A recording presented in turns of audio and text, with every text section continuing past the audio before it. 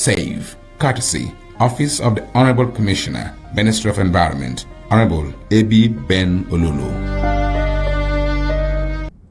Hello, good day and welcome to the sports segment on Niger Live TV. My name is A.B. Appah. We'll start from the home front.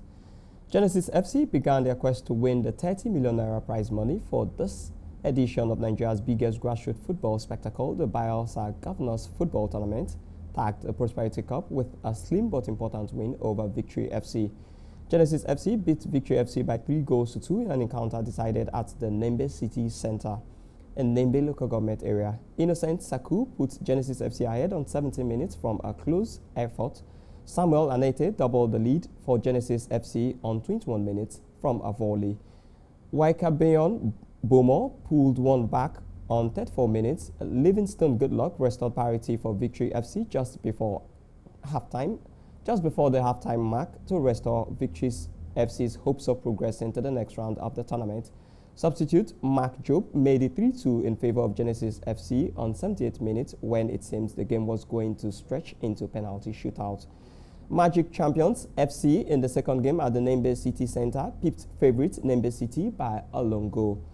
Okuruba United in the last match of the day annihilated Fishermen's Sons FC by 8 goals to 0. Noble Erasmus and Taribo Puba's hat-trick, as well as Ambrose Friday, ensured that Fishermen's Sons FC returns home with their heads held low. The duo of Erasmus and Opubio's goals on 8, 27, 66, and 20, 29, and 84 minutes respectively ensured the duo became the first players in this year's edition to record hat-trick in the competition. Fantua FC at the Opunembe Center beat Okuruba FC by 4 goals to 2 on penalties after a barren draw in regulation time. Mangrove FC in the second game trashed Young Rangers FC by 3 goals to 0. Goals from Gafford Appah, Patrick Prier, and Jackson Idubamo on 35th, 37th, and 81st minutes respectively ensured that Mangrove FC secured a smooth passage into the next round of the tournament. Elsewhere at the Okboma Center in Brass local government area of the Atlantic Ocean saw Igoni FC defeating Ikoroti FC by a lone goal thanks to Koki Monday's 51st minute goal that gave the Igoni side their deserved victory. Iguama FC in the second game beat Mbekiri FC 4-3 on penalties after a 1-1 draw in regulation time. Alexander Ronald put Mbekiri FC ahead, but Iguama FC replied on 75th minute from Robinson Tekena to stretch the encounter into penalty shootout. Famusa FC spanked Angbala Kuku FC in the last match of the day at the Okboma Center by 4 goals to 1 to qualify for the next round of the tournament, having defeated Hausa United in their opening fixture. Action will continue on Wednesday, 11th March 2026 at the Sangana Center when Top Dynamite FC and Mini FC go head-to-head in the battle of supremacy. Despite their victory, coach of Igoni FC, Alexis Orumea, in his post-match reaction, acknowledged that their opponents gave them a tough battle, maintaining that their attention has moved to the next fixture. Also, Genesis FC coach John Okoli said his team felt relaxed after scoring 2 early goals in the game, pointing out that their priority is to win the tournament and lift the coveted trophy.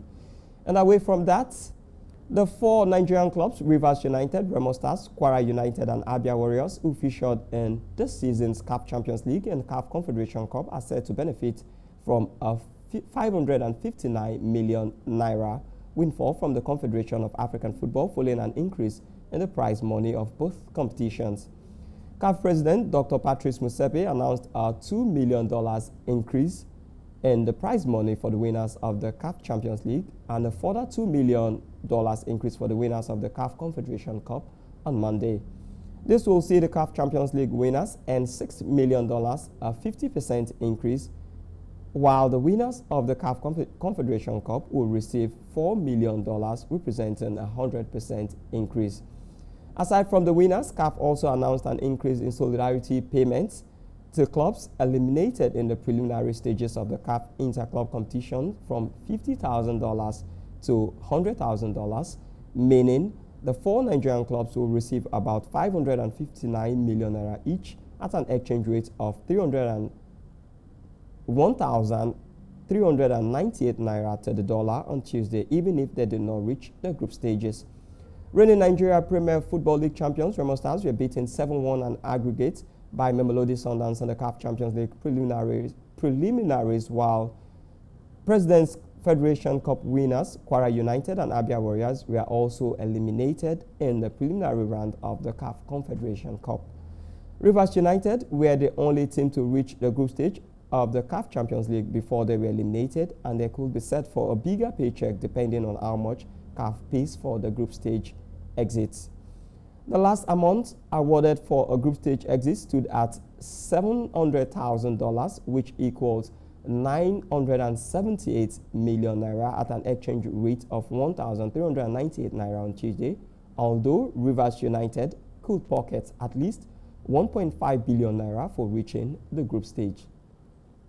And finally, Chelsea coach Liam Resonor said his team's amazing achievement in winning last year's Club World Cup by beating Paris Saint-Germain in the final would have no bearing when the sides meet again in the last 16 of the Champions League today.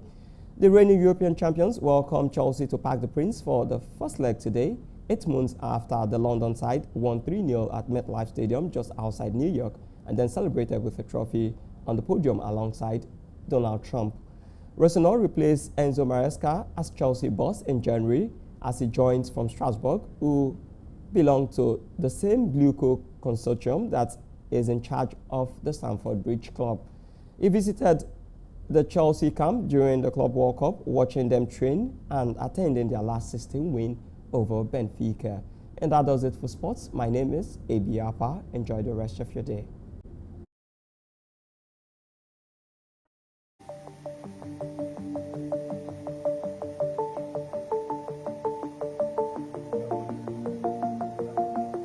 One of the problems we have in Nigeria is that it's difficult to have solid metals for creative engineering. So what you basically have in this country are tubes for building of houses and erection of structures and all that. But when you come to real metals that you can carve to engine block, metal that you can carve to a shaft or gear, there is nowhere to get in this country. So a country that does not have a shop for metals to cut can never develop. If we had shops where you can go and buy all kinds of grades of metals, it would be easier for the young to get the metals